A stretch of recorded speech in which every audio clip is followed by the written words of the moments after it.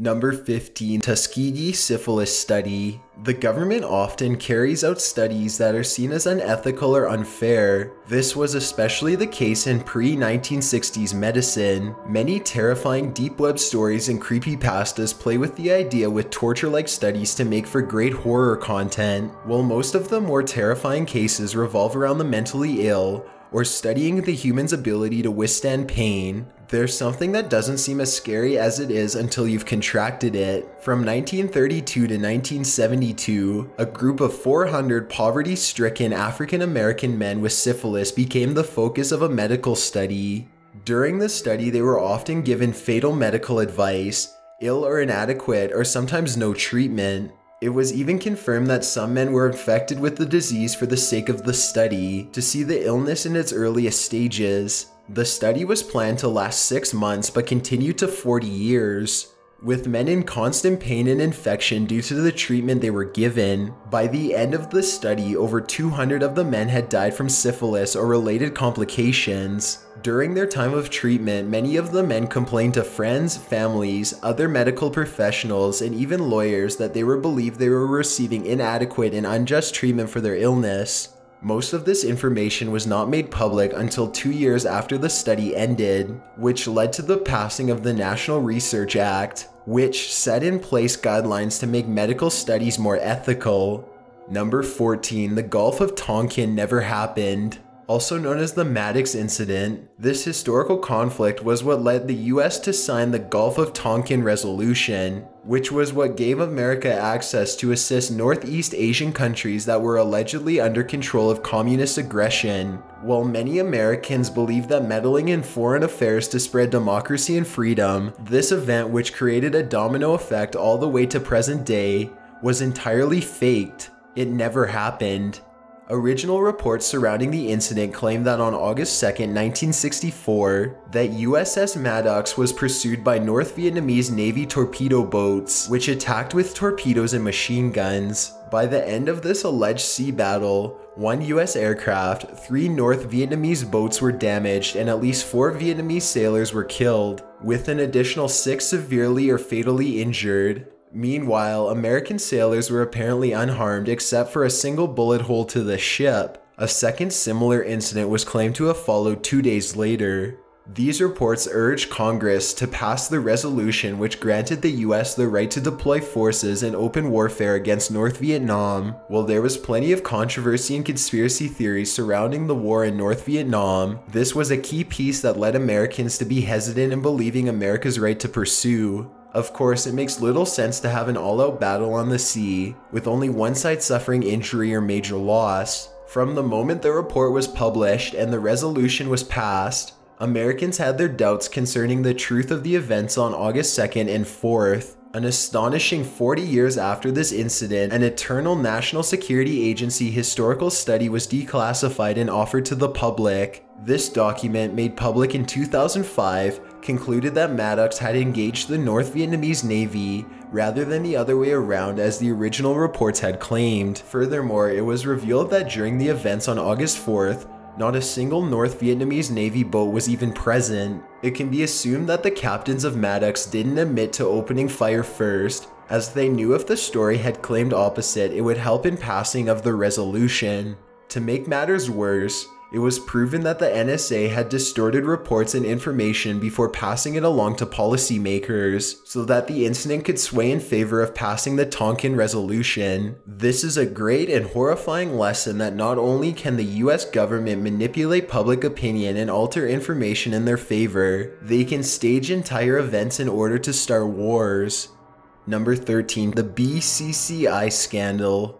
The Bank of Credit and Commerce International, more shortly known as the BCCI, was an international bank founded in 1972. The bank was headquartered in Luxembourg, with main offices throughout the world such as in London and Karachi. The bank was at a high revered standing with over 400 branches open in 78 countries with assets totaling about $20 billion, a mere decade after it was established. These specs made it the 7th largest bank in the world at the time. This strong run was eventually tampered with when the bank came under scrutiny in the early 1980s. A 2-year undercover operation by the US Customs Service was conducted, ending in a fake wedding that brought the whole thing to a boil. According to John Kerry in a book titled The BCCI Affair, a report to the Committee on Foreign Relations, it was stated that the BCCI had been set up deliberately to avoid centralized regulatory review and operated extensively in bank secrecy jurisdictions. Its affairs were extraordinarily complex.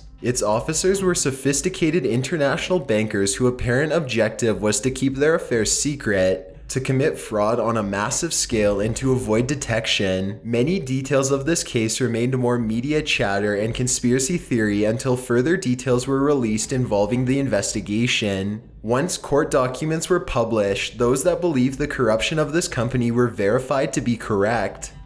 Number 12. Operation Mockingbird. Not only is generally seen as wrong for the government to influence media, it's technically illegal. This didn't stop the CIA from funding several media outlets and documents from the 1950s to 1970s to sway public opinion on certain issues. It was found that they funded domestic and foreign journalists to publish propaganda-like media. Some of the major media outlets that were involved included Time, The Washington Post, The New York Times, CBS, and other sources that were generally considered to be honest and unbiased today. The CIA also allegedly funded the production of the documentary film Animal Farm, based on the novel by George Orwell. The Church Committee, a common name for a Senate-selected committee in charge of studying government operations, especially those involving intelligence agencies, released this information in 1975. It's important to remember that even the most trusted media can be influenced by government involvement, such as funding and threats. Even modern-day blockbusters have been proven to have subliminal government messages. Don't be sheep. Number 11. The Mafia. The Mafia was never a secret in American society. Throughout the 1960s, the Mafia was a key leader in American society. Drug runs, murders, and the such were a common-day threat for every American. What wasn't originally known at first was that the government was heavily involved in Mafia affairs. Joe Valachi eventually released the most incriminating secrets of the inner workings of the Mafia, which included that not only was organized crime controlled by the government with the help from the Mafia, but that the CIA, law enforcement, politicians, and some of the biggest businesses in the world were also involved with Mafia crimes and economics. Even today, organized crime is an ongoing conspiracy theory that claims the government not only oversees certain crimes, but manipulates urban areas to create crime. This is to ensure power and trust in local law enforcement and government control. Well, this is just a theory today. This confirmed theory from the 1960s could suggest that something like this is still happening. With recent events in America involving police brutality, it wouldn't be a far-fetched idea to say that most of this is happening as an act of organized crime. Number 10. Manhattan Project. This was the codename for a US project to create the first atomic bomb during World War II. While this was led by the US, it also involved help from the UK and Canada. This project began due to fear that Germany had already begun studying the idea of atomic bombing.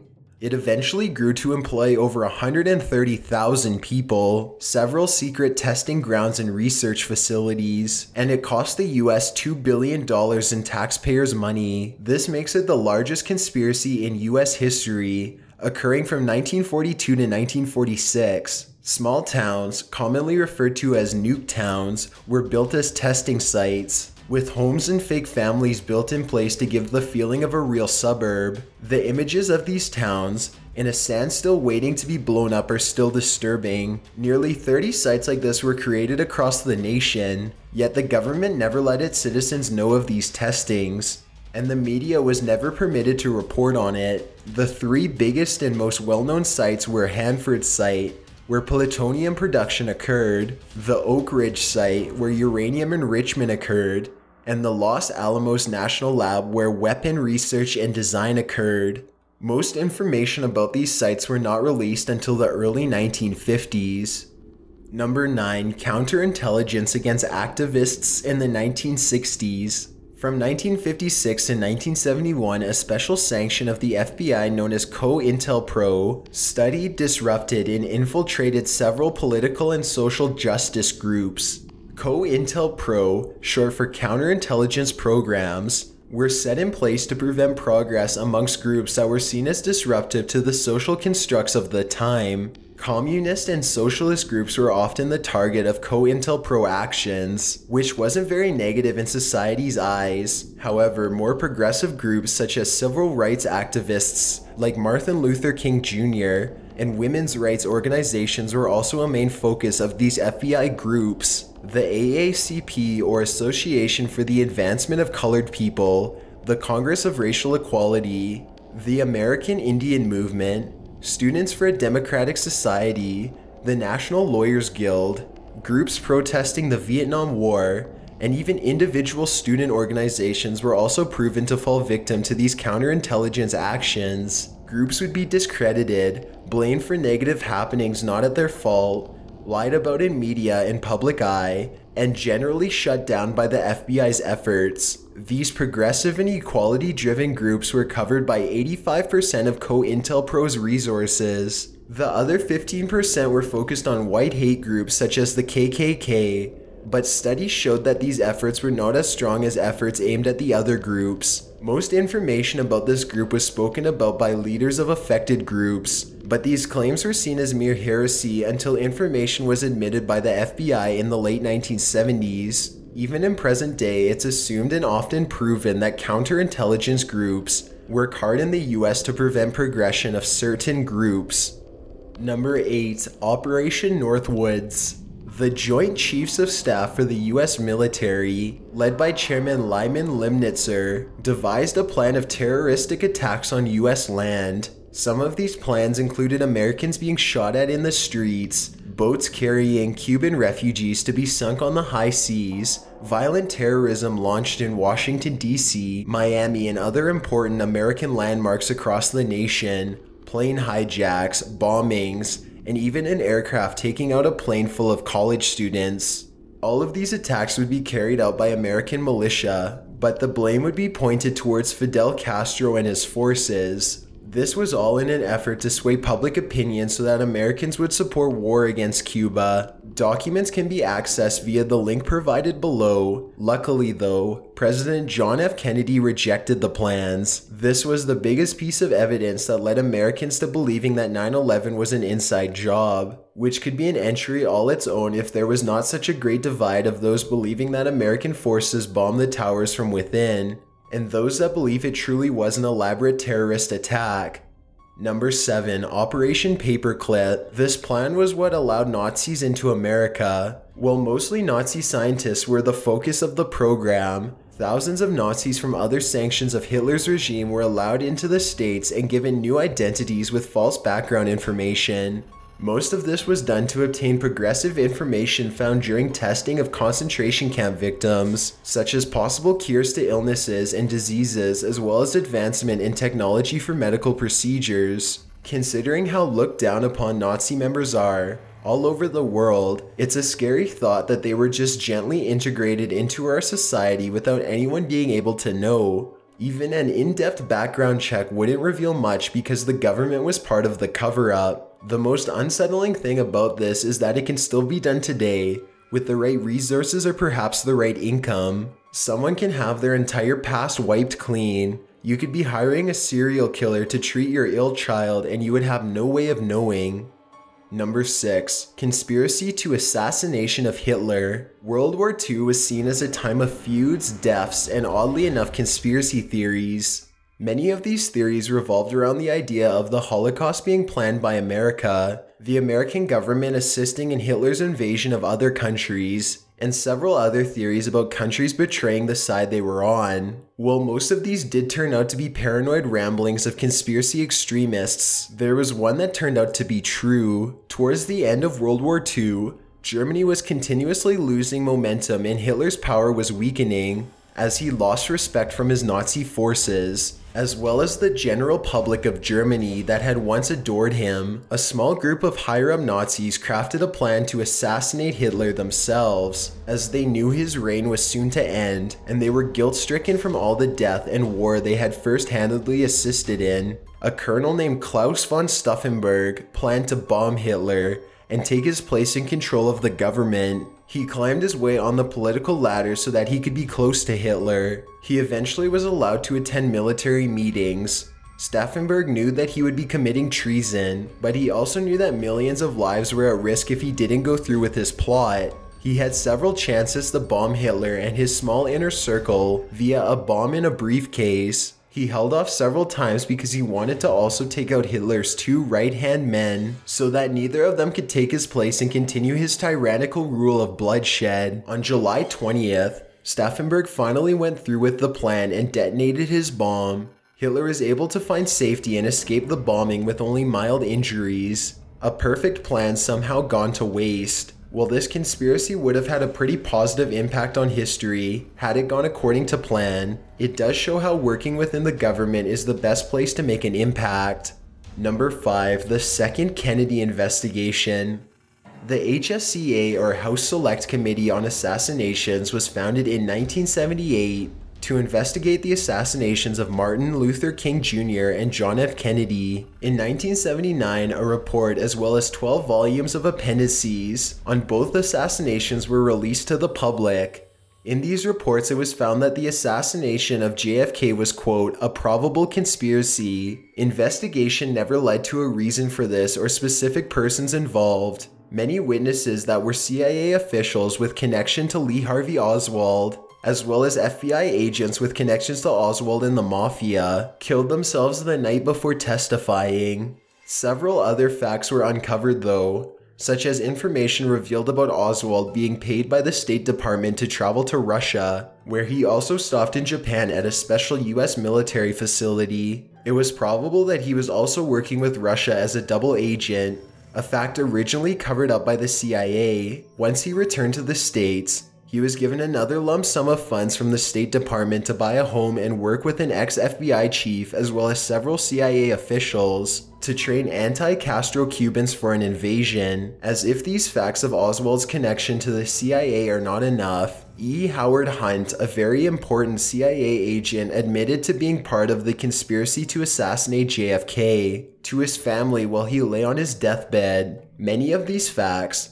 which helped to confirm that JFK was in fact assassinated by the CIA, FBI, and others involved rather than it just being a one-man random job, are still not known to the public to this day. While the findings of the Warren Commission are publicized and taught in textbooks around the nations, many of the findings of the HSCA involve more detailed research for those interested. Number 4. Bohemian Grove. There have always been conspiracy theories that involve the richest and most powerful men in the world coming together to plot their evil. One of these theories claimed that the men come together every year and worship a large giant owl in the woods. Well, turns out this one is true. It is of course passed off as more of a brotherhood or fraternity club than anything evil, but the system is still pretty dark. Bohemian's Grove is a large piece of land where some of the richest men in the world, such as musicians, artists, former presidents, and huge business owners are invited to come for a week out of the summer and enjoy hanging out. Of course, the actual happenings on the campgrounds aren't well known. It's been confirmed that there's a large owl, which is the mascot of the club, that the men have a campfire around. The club claims that this is where they sing camp songs, drink beers, and have a good innocent time. But anyone that questions the world around them would probably assume they're there to worship Satan for more cash and sacrifice virgins for new cars. There have been 3 infiltrations of this secret camp. 2 were done by reporters that reported nothing more than heavy drinking and disobedience of campground rules. The 3rd was by Richard McCaslin, who broke onto campgrounds, heavily armed, and started fires while sporting a skull mask and a shirt that read "Phantom Patriot." His findings were never published, and he was brushed off as a conspiracy theory extremist. He has a few videos posted to his YouTube channel where he explains that he's a real-life superhero, and he speaks out against the New World Order. Number 3. CIA Assassinations. Yet another entry based around the corruption of the CIA. As mentioned before, the Church Committee is a U.S. Senate Select Committee in charge of studying governmental operations, especially those of the intelligence agency. The Church Committee is responsible for discovering and publishing the majority of illegal activity occurring within the CIA and FBI. Among some of the most incriminating details was found by the committee was the assassination of El Dente in Chile and Mossadegh in Iran, Central and South American leaders and revolutionaries, as well as leaders and political figures in Africa, Middle East, and East Asia, and even the US. While investigating this long list of assassinations performed by the CIA, a heart attack gun had also been discovered. A weapon invented by the CIA's weapons sanction to kill people without a wound being detectable. The CIA also took people out using medical advances and special weapons to make the death seem like cancer, heart failure, and AIDS related. Car accidents, suicide, and poison were other ways that the CIA took people out without using a gun. Though many of these cases went to court, were publicly shared, and the CIA was in fact found guilty, many Americans today don't even know if these occurred, and it's still seen as a conspiracy or sick joke to make the government look bad. There are plenty of documentaries that follow these murders in more depth, with evidence provided. Number 2. Big Brother. Have you ever felt paranoia that someone was watching you at every turn? That perhaps your home had been bugged by the government? That your phone was tapped? That there were street cameras all throughout your city? Perhaps this conspiracy proves that you're not experiencing a psychotic break, but that, in fact, there's some truth to your concerns. Big Brother, also known as the shadow government, is a hidden government that observes its citizens and waits to tragedy or crime to take action. After the events of 9/11, it was proven that this government existed and waits in silence for a chance to take control of certain situations. While many, especially those involved in government, would argue that this is for the safety of its citizens, others would beg to differ.